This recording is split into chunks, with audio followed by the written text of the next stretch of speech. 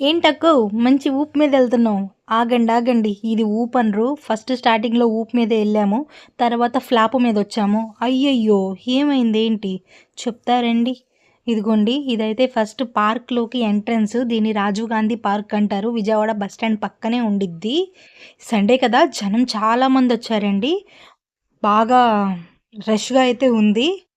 ఇదిగోండి రావటం హిమకర్‌నయితే చక్కగా ఇలా ఎక్కిచ్చేసేసి కొంసేపు అలా ఆడిచ్చేసాము.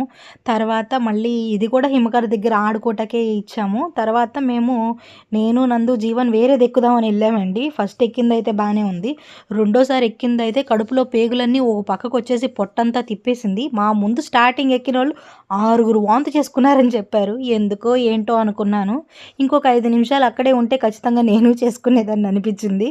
ఏమో నాకైతే ముందు నా హిమకర్ చాలా సంతోషంగా ఉన్నాడు. అదైతే నేను మస్తు హ్యాపీగా ఫీల్ అయ్యాను. ఓకే.